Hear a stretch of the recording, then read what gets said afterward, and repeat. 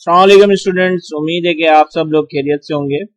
हम इस वक्त फर्स्ट ईयर फिजिक्स की प्लेलिस्ट को कंटिन्यू कर रहे हैं और इस प्लेलिस्ट के अंदर हम अपने यूनिट नंबर 1 को डिस्कस कर रहे हैं, जिसके लास्ट के लेक्चर के अंदर हमने स्टैंडर्ड और फंडामेंटल क्वांटिटीज को डिस्कस किया था।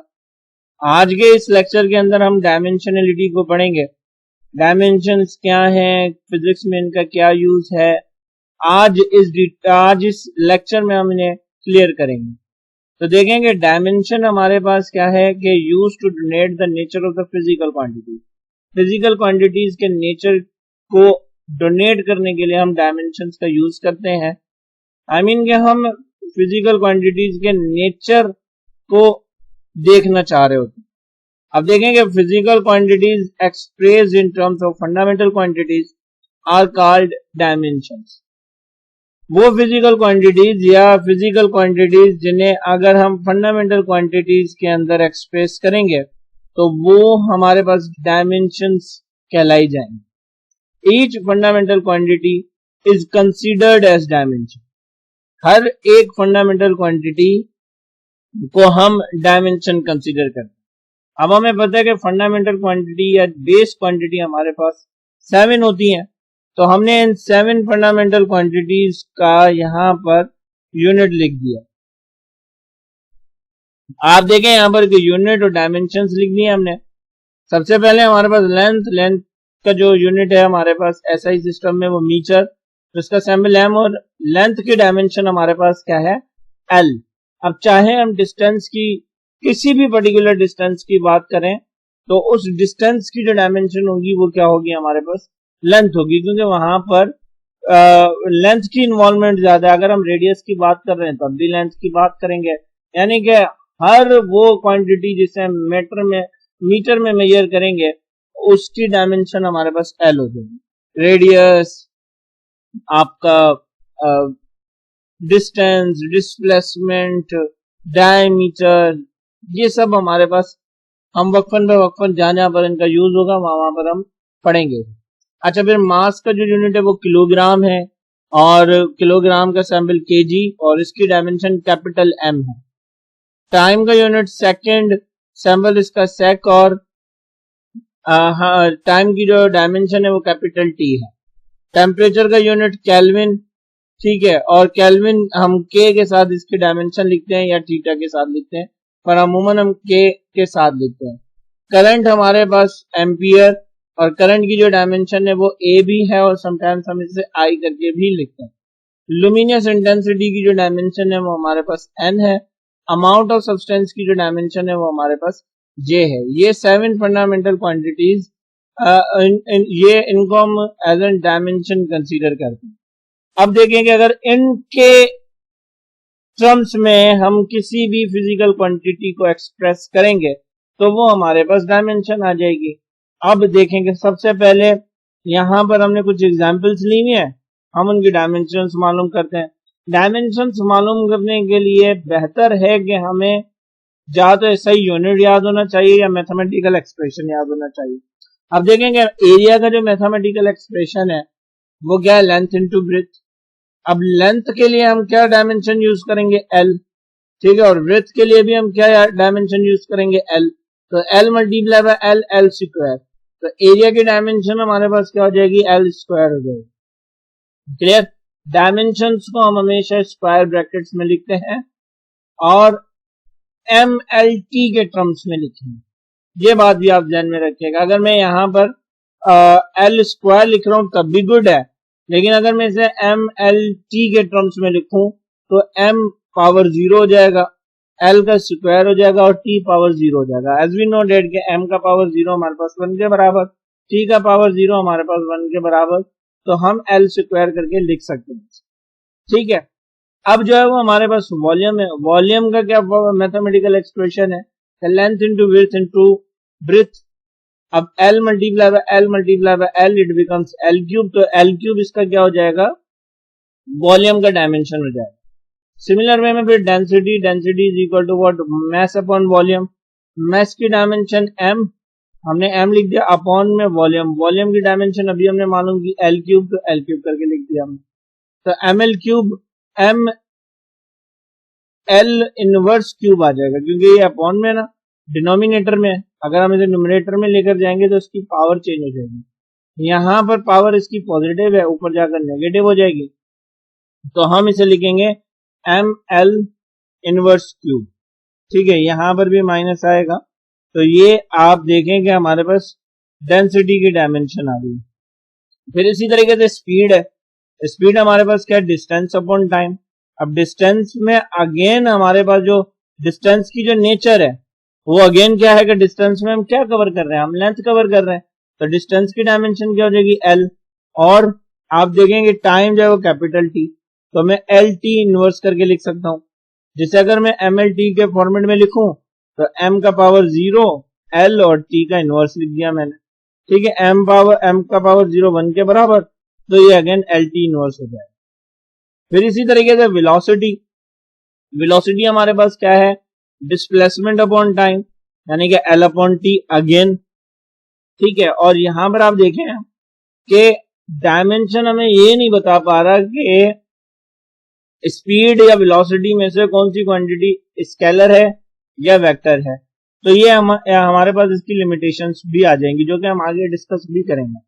अब देखेंगे स्पीड हमारे पास क्या है, स्पीड का डायमेंशन भी एल टी इनवर्स, वेलोसिटी का डायमेंशन भी एल टी इनवर्स। फिर इसी तरीके से अगर हम मोमेंटम की बात करें तो momentum is equal to what, mass into velocity.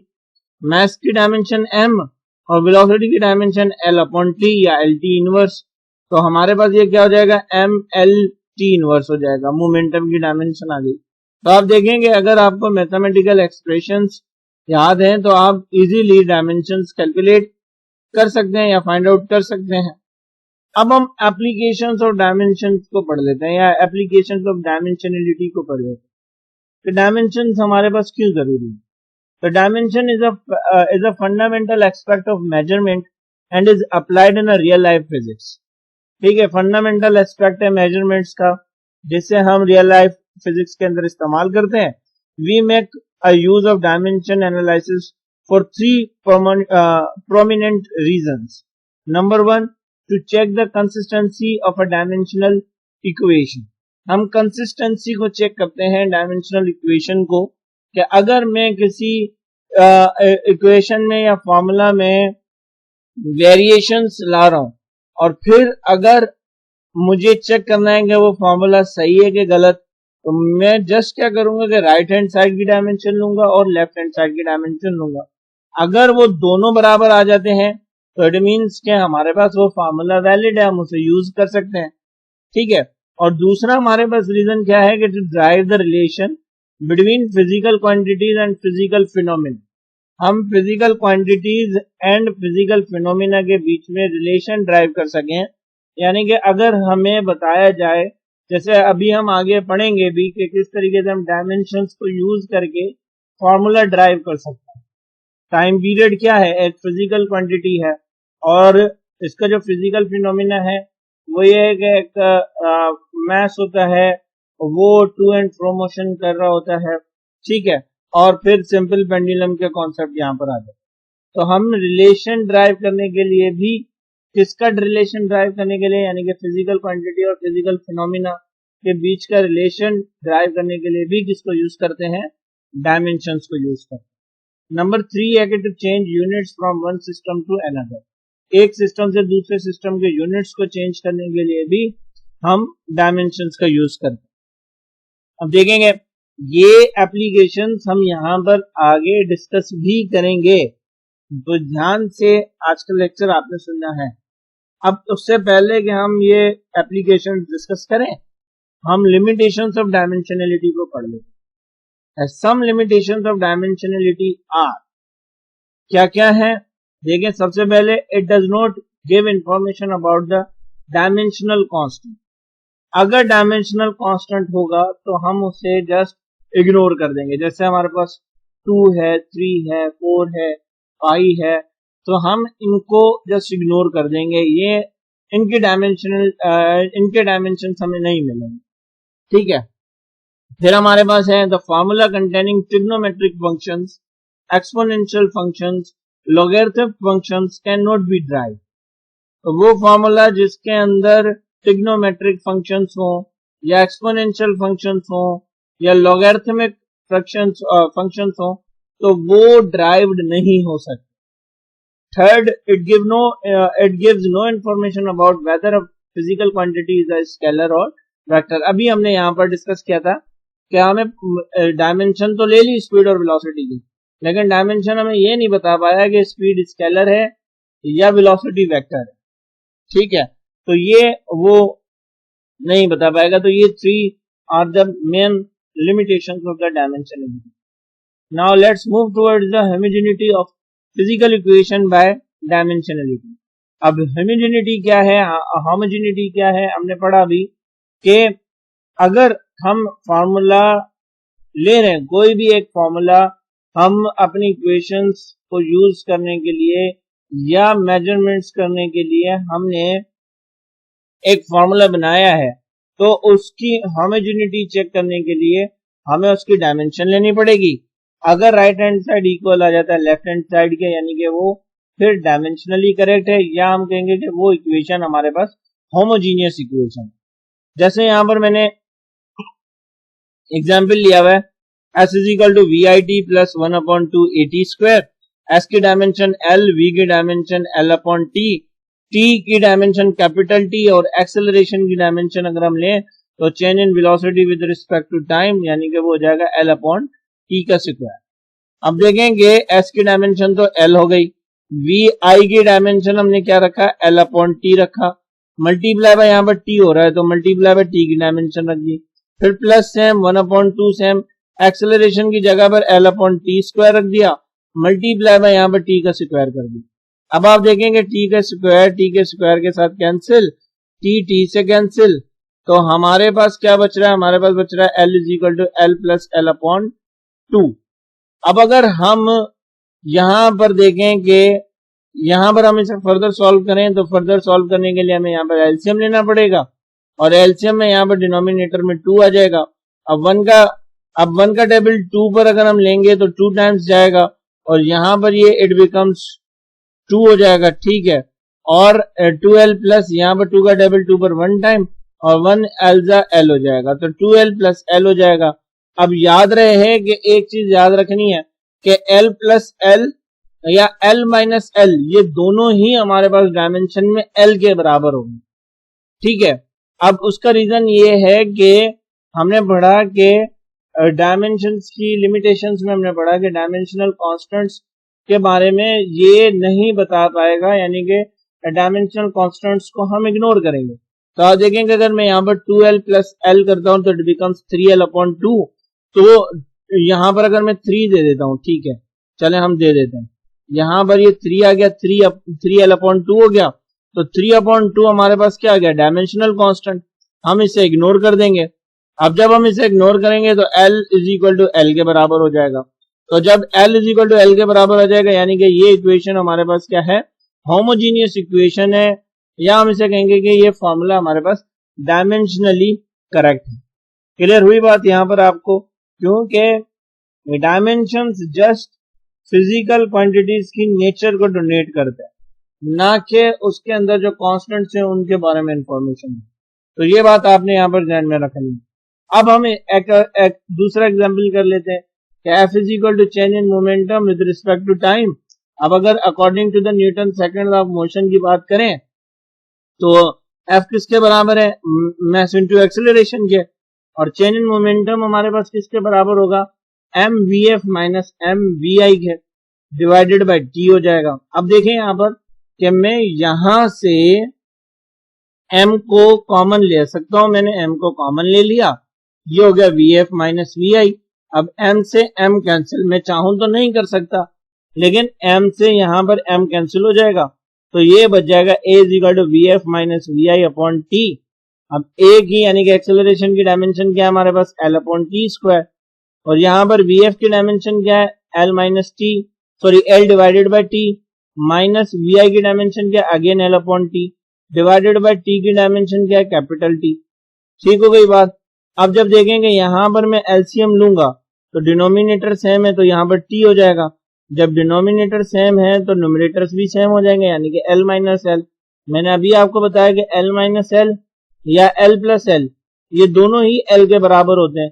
तो एल माइनस एल हमारे पास किसके बराबर, डायमेंशन में किसके बराबर हो जाएंगे, एल के बराबर, अपॉन में टी, और फिर अपॉन में एक टी और आ जाएगा जो कि इस फॉर्मूले में से लिया था हमने, ठीक है, जिससे मैं यूं भी लिख सकता हूँ कि l upon T divided by T.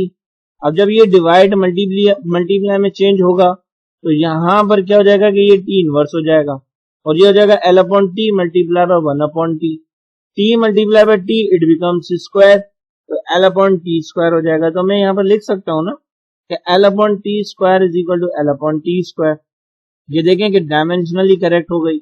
इसी तरीके से अगर हम m को नहीं डिवाइड करते, एक दूसरे के साथ कैंसिल आउट नहीं करते, तो यहाँ पर हम mm को कैरी करते हुए आएंगे, तो it becomes ml upon t square is equal to ml upon t square. हम इन्हें स्क्वायर ब्रैकेट्स में भी लिख सकते हैं। तो ये इक्वेशन हमारे पास क्या हो गई, ये इक्वेशन हमारे पास होमोजीनियस इक्वेशन हो गई, जहां हम इसे कह सकते हैं कि ये डायमेंशनली करेक्ट है, हम इसे यूज कर सकते हैं।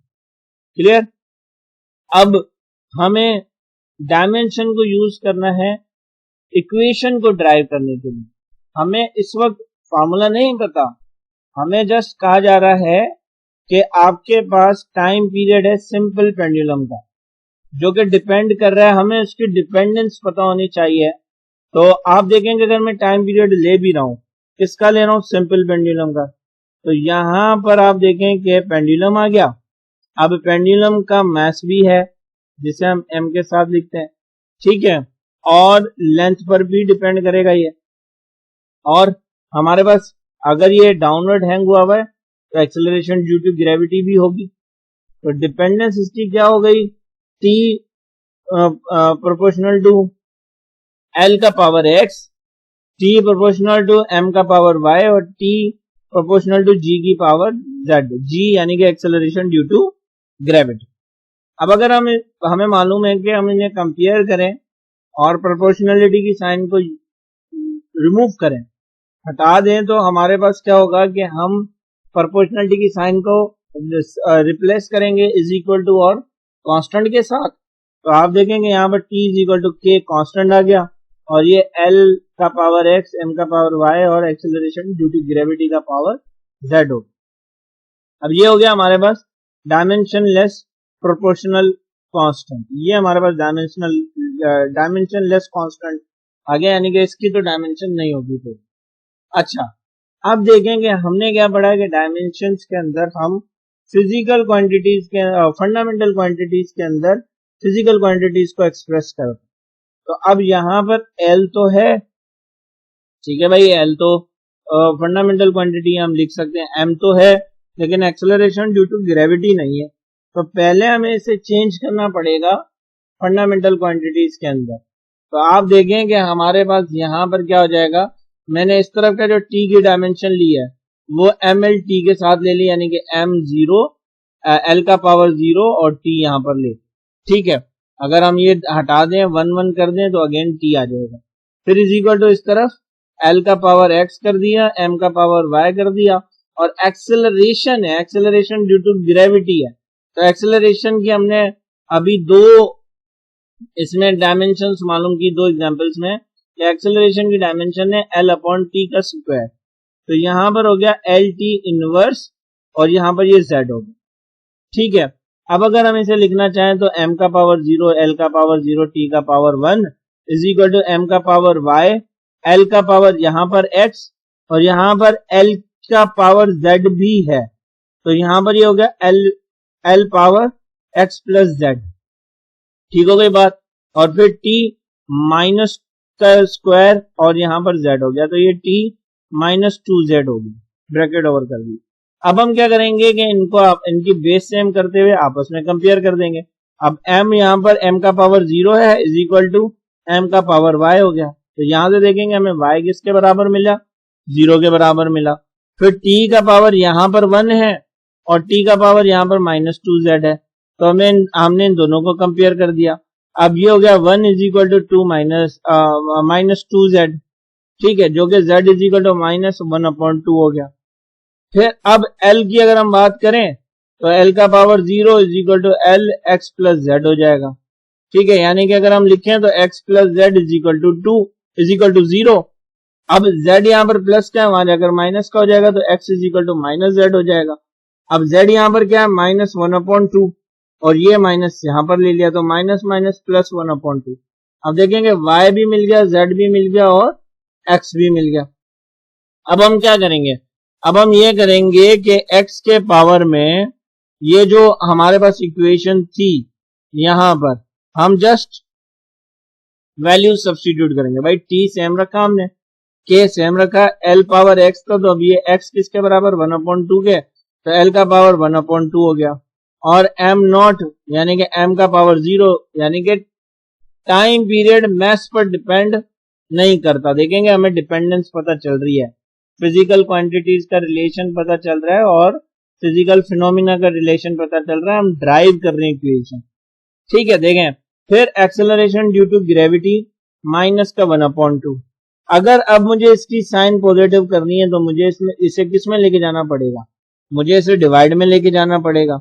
और 1/2 हमारे पास किसके बराबर होता है, 1/2 हमारे पास बराबर होता है अंडर रूट के। ठीक है ना, 1/2 हमारे पास किसके बराबर, अंडर रूट के होता है ना।